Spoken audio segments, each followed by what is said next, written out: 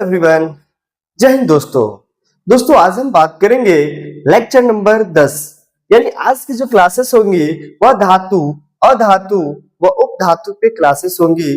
और हम लोग पीछे क्लासों में धातु के भौतिक गुण, धातु के बारे में, धातु के रासायनिक गुण यानी कंप्लीट कर चुके हैं। आज हम पढ़ेंगे अधातु के बारे में, आज हम पढ़ने वाले हैं।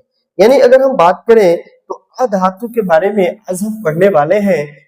आज की जो टॉपिक है वह टॉपिक है हमारा अधातु के रासायनिक गुण। क्या है? अधातु के रासायनिक गुण। और पिछले क्लासों में हमने कहा भी था कि जब हम अगले क्लास में आएंगे तो अधातु शुरू करेंगे। तो अधातु के रासायनिक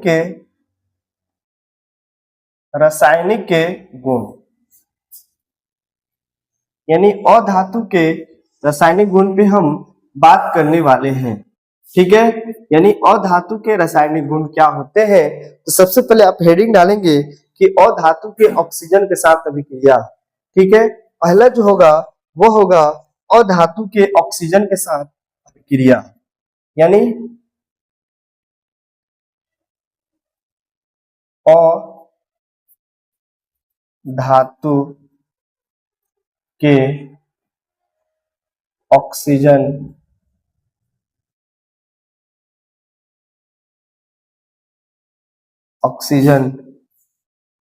के साथ अभिक्रिया।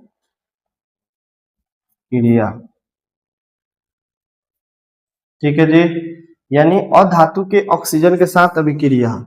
ठीक है, हम बात करेंगे अधातु के ऑक्सीजन के साथ अभिक्रिया। लिखेंगे अधातु ऑक्सीजन के साथ अभिक्रिया करके अम्लीय ऑक्साइड बनाती है। लिखेंगे अधातु जो होती है अधातु ऑक्सीजन के साथ अधातु ऑक्सीजन के साथ अभिक्रिया करके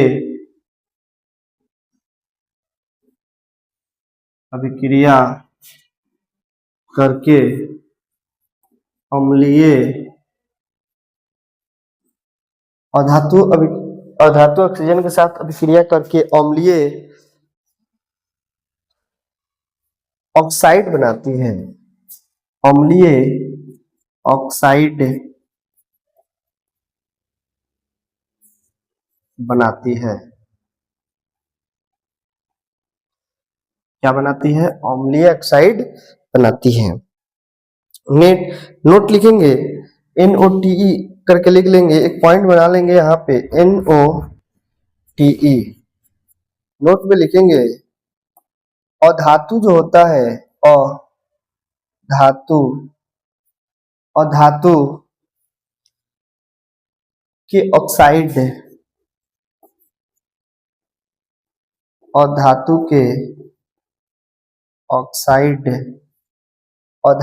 ऑक्साइड मुख्यतः अम्लीय होते हैं। मुख्यतः अम्लीय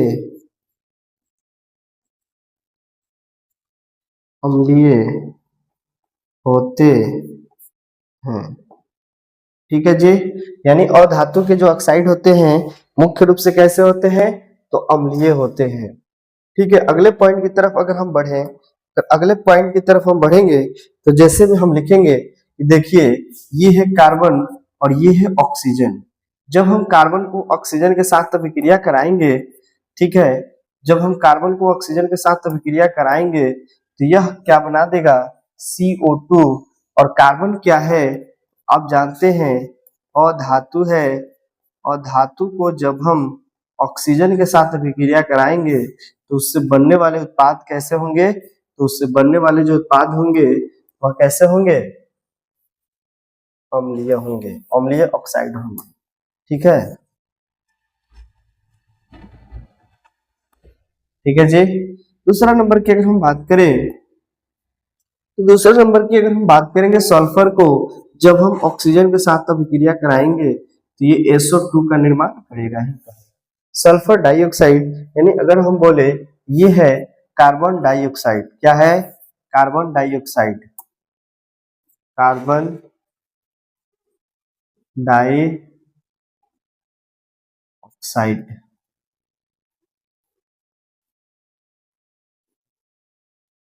और ये है सल्फर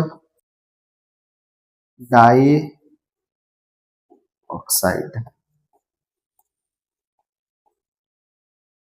ठीक है, सल्फर डाइऑक्साइड। इसका जो नेचर कैसा होगा? तो अम्लीय होगा। ठीक है, अम्लीय। कोई दिक्कत? कोई दिक्कत नहीं।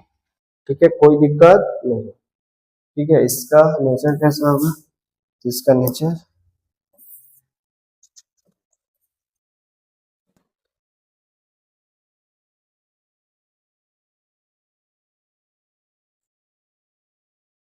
कोई दिक्कत है जी? आगे बढ़े?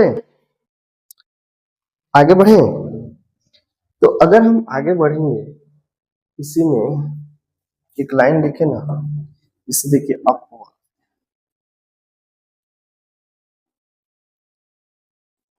एक्सेप्शन H2 प्लस, जब हम अभिक्रिया कराएंगे तो क्या बना देगा? H2O का निर्माण करेगा, और निर्माण करेगा ना, तो ये कैसा होगा? कैसा होगा? उदासीन। यहाँ पे अम्लीय था और ये क्या हो गया? उदासीन। क्या हुआ? उदासीन। ठीक है, अब हम अगले टॉपिक की तरफ बढ़ेंगे। यानी आप मेरी बातों को समझ पाए कि जब हम पढ़ रहे थे अधातुओं के जल के साथ अभिक्रिया, ऑक्सीजन के साथ अभिक्रिया, अधातुओं को जब हम ऑक्सीजन के साथ अभिक्रिया करते हैं तो वह अम्लीय ऑक्साइड का निर्माण करता है। ठीक है, और जो अधातु जो होते हैं, अधातु के ऑक्साइड हमेशा किस फॉर्म में होते हैं? तो एसिडिक होते हैं, यानी अम्लीय होते हैं। हमने कार्बन को ऑक्सीजन के साथ अभिक्रिया करके देखा तो कार्बन डाइऑक्साइड, सल्फर को ऑक्सीजन के साथ अभिक्रिया करके देखा सल्फर डाइऑक्साइड। और हम अपवाद में हम क्या देख रहे हैं? जब हम H2 को यानी हाइड्रोजन गैस को ऑक्सीजन के साथ अभिक्रिया करते हैं तो क्या बना देगा? उदासीन बना देता है। नेचर, इसका नेचर चेंज हो जाता है। वहां पे था अम्लीय और बाद में हो जाता है उदासीन। इस तरह से हमने देखा अधातुओं के रासायनिक गुण का पहला नंबर। दूसरे दूसरे नंबर पे जाएंगे अधातुओं की जल के साथ अभिक्रिया, यानी अधातुओं की, अब आप हेडिंग डालेंगे अधातुओं की, अधातुओं की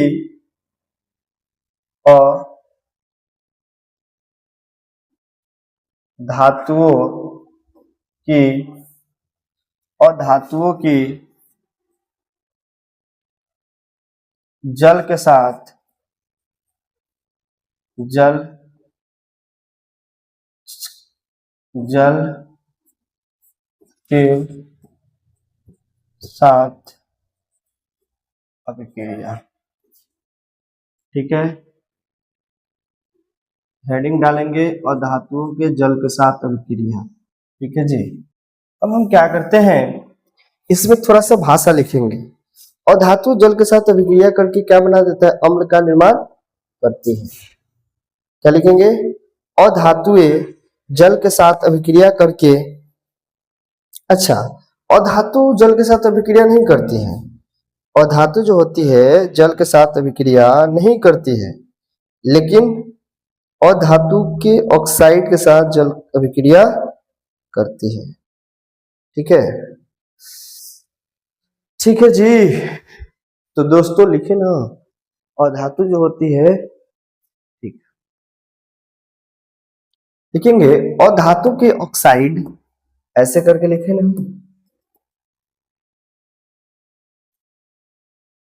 और धातु के ऑक्साइड, और धातु नहीं, और धातु के ऑक्साइड,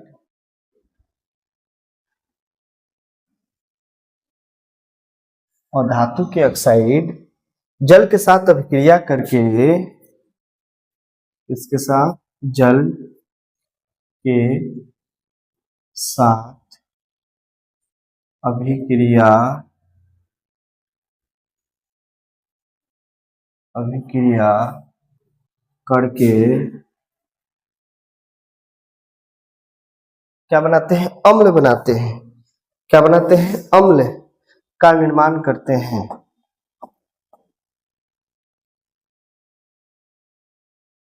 अम्ल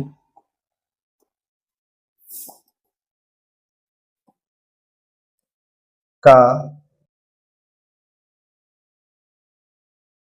निर्माण करते और धातु के जो ऑक्साइड है जल के साथ अभिक्रिया करके किसका निर्माण करते हैं? किसका निर्माण? अम्ल का निर्माण करते हैं। ठीक है, अब यहाँ पे आ जाए तो अब यहाँ पे देखे ना, यहाँ पे ध्यान दे। ठीक है जी, चलिए यहाँ पे ध्यान दें।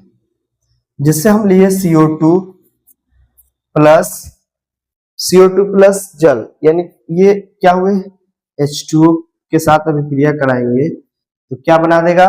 यहाँ पे देखें क्या बना देगा, तो बोलेगा H2CO3 बना देगा, H2CO3 का निर्माण करेगा। अब यहाँ पे देखें अधातु के ऑक्साइड है कि नहीं, तो अधातु के जो ऑक्साइड है खुद यहाँ पे डिसीजन लें कि ये है अधातु के ऑक्साइड, धातु के ऑक्साइड। समझ में आया मेरी बात? और धातु के ये ऑक्साइड है और ये जो है जल के साथ अभिक्रिया करेंगे तो यहाँ पे H2CO3 है कि नहीं, तो बताइए ये अम्ल होगा कि नहीं? होगा ना। तो यही तो हम बात लिखे हुए हैं कि अधातु के ऑक्साइड जल के साथ अभिक्रिया करके क्या बनाता है? अम्ल का निर्माण करता है। CO2 plus H2O plus H2CO3 यह एक प्रकार का कार्बोनिक अम्ल है। H2CO3 क्या है? तो एक प्रकार का कार्बोनिक अम्ल है। क्या अम्ल है? कार्बोनिक अम्ल है। तो यहां पे लिखेंगे कार्बोनिक अम्ल है,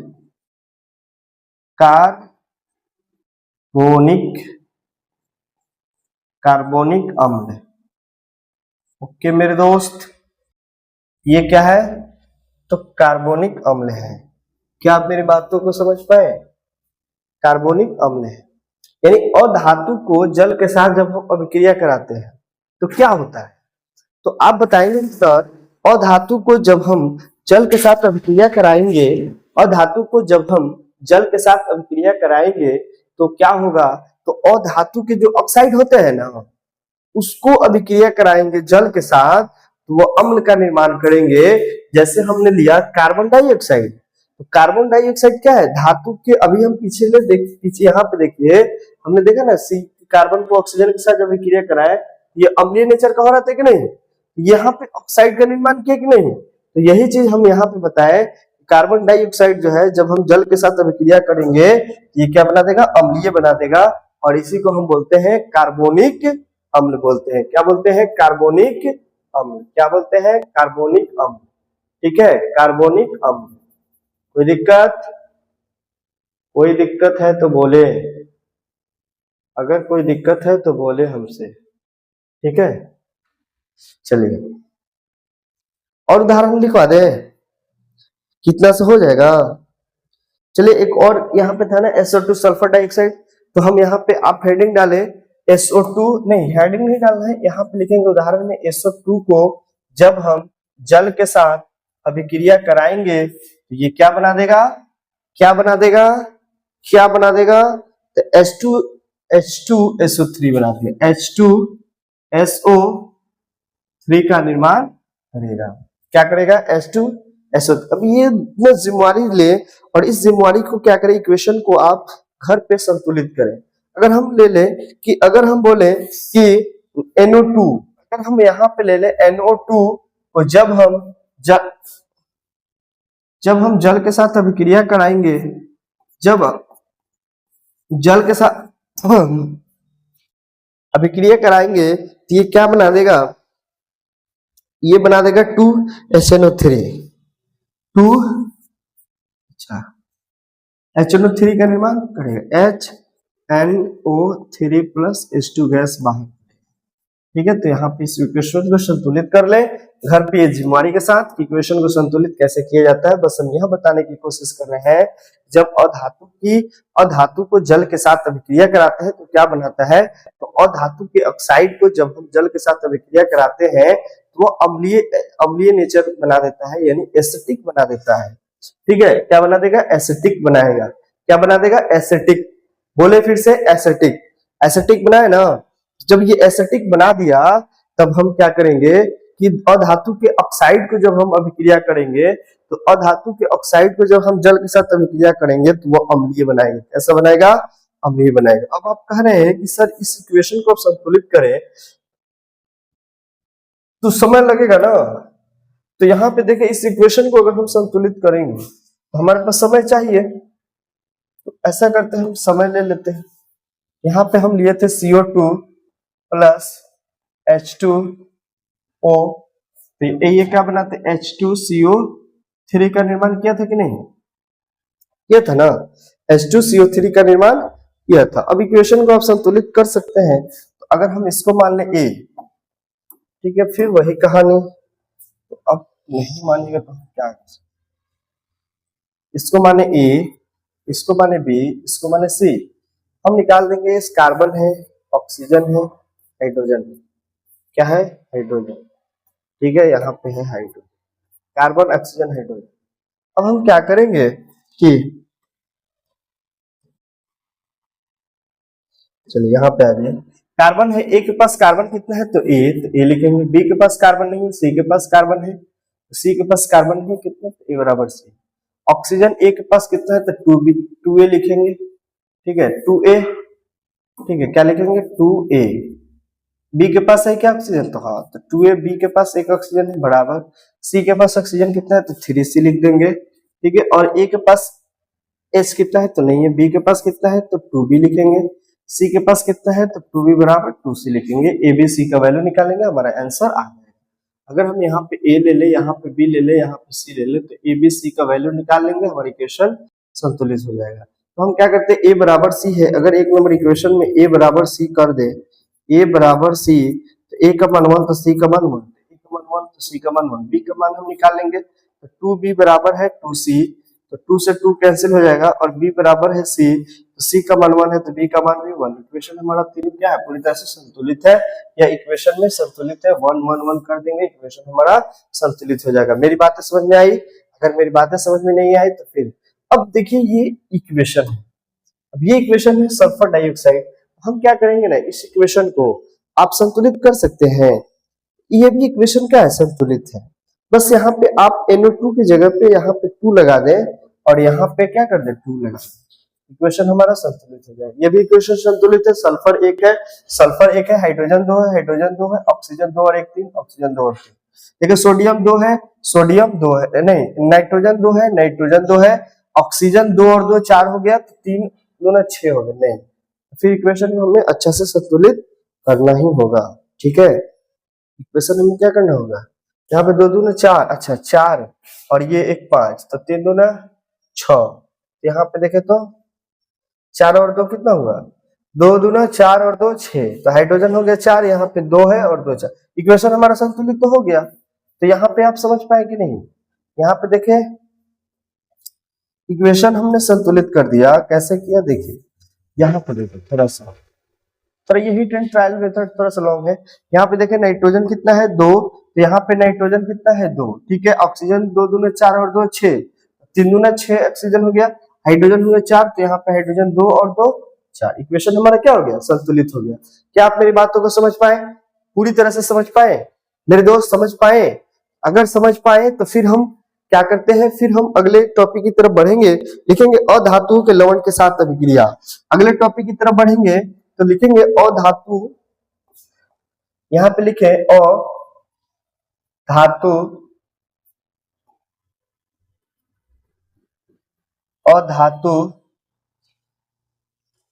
अधातुओं की लवण के साथ अभिक्रिया, अधातुओं की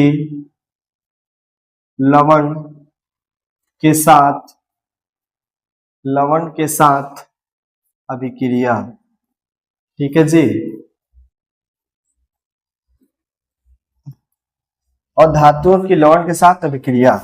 क्या आप मेरी बातों को समझ पाए? थोड़ा सा लिखे, ठीक है जी, इसको लिखे, चलो लिखे। और धातुएं जब लवण से अभिक्रिया करती है तो, और धातुएं जब लवण के साथ, और धातुएं जब लवण के साथ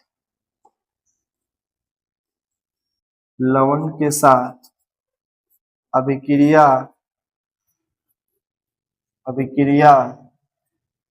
करती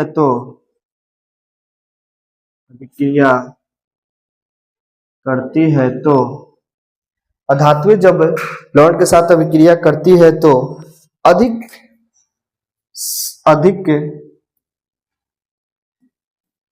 सक्रिय धातु, वही अभिक्रियाशील, अधिक सक्रिय अधातु के लवण, और धातु के लवण, ठीक है, और धातु के लवण से कम सक्रिय धातु से कम सक्रिय, यानी वही एक्टिविटी, सक्रिय और धातु को अलग कर देती है, और धातु को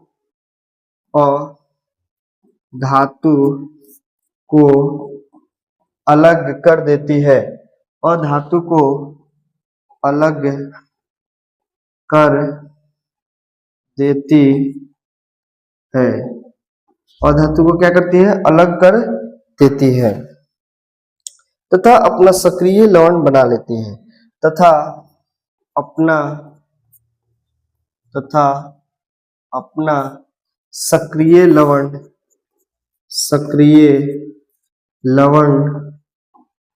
बना लेती है।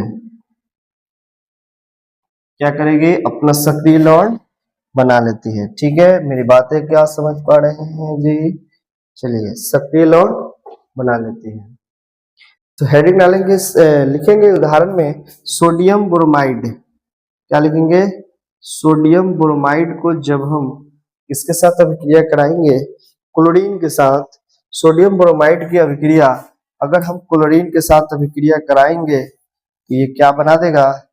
NaCl प्लस Br को क्या कर दिया? प्रतिस्थापित कर दिया। क्या कर दिया? प्रतिस्थापित कर दिया। ब्रोमीन क्या है? कम अभिक्रियाशील तत्व है। ब्रोमीन क्या है? कम अभिक्रियाशील तत्व है। क्लोरीन क्या है? अधिक अभिक्रियाशील तत्व है। तो कम अभिक्रियाशील तत्व को क्या कर देगा? अधिक अभिक्रियाशील तत्व जो है प्रतिस्थापित कर देगा। क्या आप मेरी बातों को समझ पाए? क्या आप मेरी बातों को समझ पाए? ठीक है दोस्तों, आज हम क्या करते हैं, आज की क्लास यहीं तक रखेंगे और फिर मिलेंगे अगले क्लास में। Wish you all the best, have a nice a wonderful a good time दोस्तों। जय हिंद।